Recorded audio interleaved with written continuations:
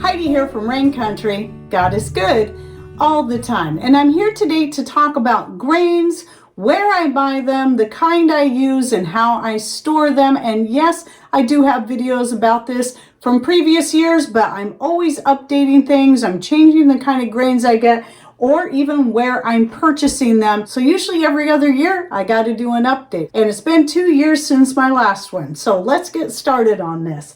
So what I have out here on the counter, I just brought a few to show you. These are some of my most used grains. So right here is a blend of barley and hard white wheat. This is just plain barley. This is a wild rice blend. And these are just regular rolled oats. All of these are organic. So for most of my grains now, I get them at Azure Standard, and that applies to all the ones that you're seeing out here. Now, a few other grains that I use on a regular basis would be organic white rice, which typically I'll buy from Costco.com when it's available. It's not always there, but when it is, I'll get a few bags and then restock my supply. And then I also do have some brown rice. We don't use that one a lot, but I do keep some on hand, as well as rye, another one that I love, but I don't use that often. So I also get the rye from Azure Standard. Even though the whole grains, like the wheat, berries, the barley, and so on, I do grind those into a flour myself using my Country Living grain mill, which I do love, but it's gotten even more expensive than it used to be. I've been surprised at how high the price has gone up. And even though I love it and highly recommend it, especially since it's made right here in the US, even in my own state of Washington, look around if you can't afford it. I know there's other ones out there that are more affordable that a lot of people use that are really good. I know the Wonder Mill is one, is a popular one. They have a hand crank model as well as an electric model. And our Country Living grain mill is actually, it's hand cranked. That's how you buy it. But Patrick did rebuild a motor that I can now plug it in. I've been using it that way for a few years now, and it saves me so much time. So I love that. And that's what's great about the Country Living grain mill, is it's set up where you can hook a motor up to it, or you can do it by hand if you don't have power. So anyway, that's why I love it. But again, I'll put a link to it down below, but you gotta find what's going to fit into your pocketbook. And also don't forget to look for used ones online. Facebook Market is an excellent place. In fact, I had somebody just send me an email testimony where she started looking on Facebook Market for Cosori dehydrator and found one brand new for half the price than what I paid for mine. So I think the same would probably be true for the Country Living grain mill, because it is a lot of work to grind that by hand. And a lot of times people get stuff in, realize how much work it is, and then they don't want it, so they sell it for cheap. So anyway, don't forget to keep looking, but shop around for other brands as well that might be more affordable to you.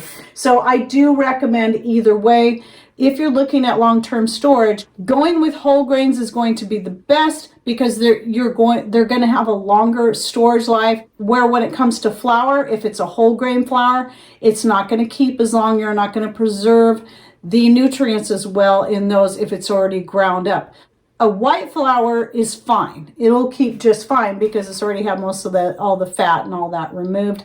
And I do store an organic unbleached white flour, and that I actually get at Vitacost in 5-pound bags, because it's one of the best deals I've seen. Normally I was getting my organic unbleached white flour from Costco back when we were going in there on a regular basis, but we almost never go in there now. We have to drive, it's 75 miles away, and so I try to find things I can get delivered so I don't have to go into town, because I hate that, and the price of fuel doesn't make it worth it. And Costco doesn't have it on their online store.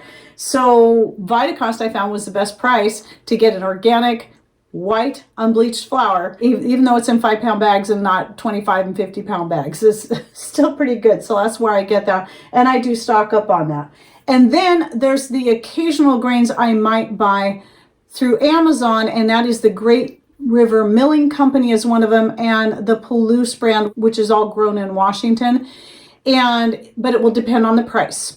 So for a while I was getting my hard white wheat berries there, but now I'm back to Azure Standard because I can get a better price from there, even if I have to pay full price for shipping.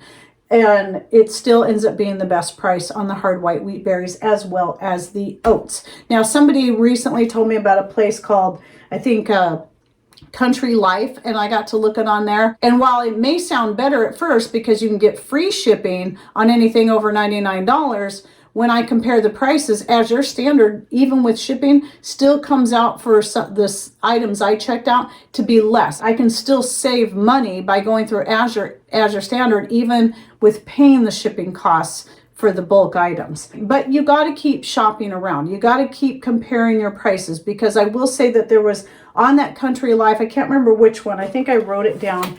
There was an item, it was the hard white wheat berries that were actually less expensive to get from the Country Life, because they were for 50 pounds, you'd have to get 2 bags because they don't have a 50-pound bag of those. It would be $102, whereas with Azure Standard, the hard white wheat berries that I use plus the $44 shipping for a 50-pound bag came to $109. However, usually I'm buying more than one 50-pound bag of something at a time. Usually I'm getting a 50-pound bag of oats and a 50-pound bag of the hard white wheat berries and maybe some barley in there as well. And so it's not $44 for each 50-pound bag. If I'm getting two 50-pound bags, then the shipping is $65, so it's only $15 more.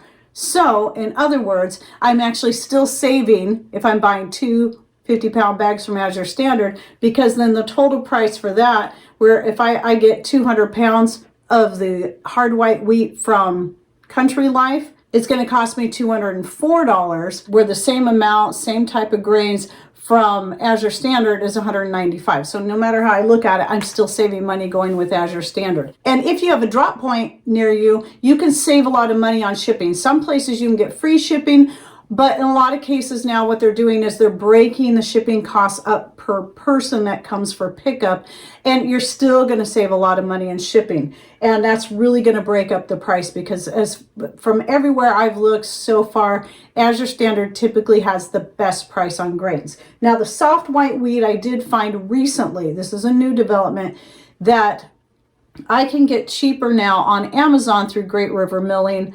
And those I like to give to the chickens because they're less expensive than the hard white wheat, but I can still get organic. And I can get that a little bit cheaper because it's available on Subscribe and Save, and I get free shipping on that. So when I do the math, that came out to be the better price. So right now, that's the only grains I'm getting from Amazon is the Great River Milling soft white wheat berries. So yes, I do make my own chicken scratch. I do buy an organic chicken feed, but as far as scratch, I make my own blend using the oats, and I was using the hard white wheat berries, but now I'm switching to the soft white because it's a little bit cheaper. And I used to use soft white, by the way, for baking, and it is a great one, especially for more delicate stuff, but it takes much longer to grind. And since I'm mixing the barley, which is kind of a softer grain, softer grains take longer to grind than harder grains, but harder grains are, if you're doing it by hand, are harder to grind, but they'll go through faster. It's kind of funny how that is. But since I mix that with the barley already, I don't want to keep it. I don't want to add the soft white in there because then it will make it take much longer. And so, especially since I like to mill it up very fine, so it is better for more delicate things like making the turnovers, which I have a more recent video out on, by the way, I'll link to down below. All right, one more thing before I move on to storage.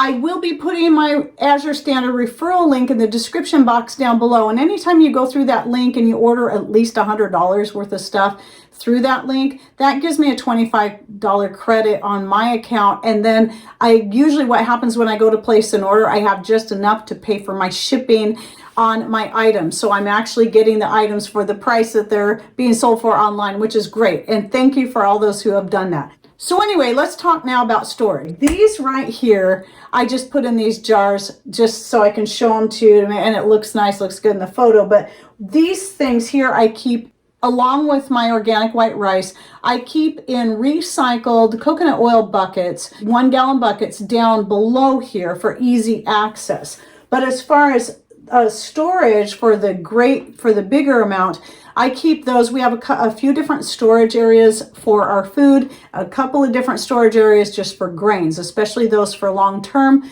Those get stored in 5 and 10 gallon buckets, and I do use Mylar in that, but I do not use oxygen absorbers. I did that for a short period of time and found them to be pretty much useless. I found no difference, and most of the time they don't work anyway. I hate spending money on those. I think it's a waste of money, so I don't use them at all anymore. So what I do now is, if it's going away in long-term storage, I put it in the Mylar. They get the 5 gallon Mylar bags with the Ziploc on it. I press as much of the air out as I can, and then I will zip it shut. That way I can just open it again. Now, if you don't have the Ziploc ones, then you can use a straightening iron to just iron that shut. It works really well. I've done that before too, when I was unable to get those big bags with the zip on them. I forgot to mention that I do store popcorn, organic popcorn. I also get that from Azure Standard. Here's the great thing about popcorn is that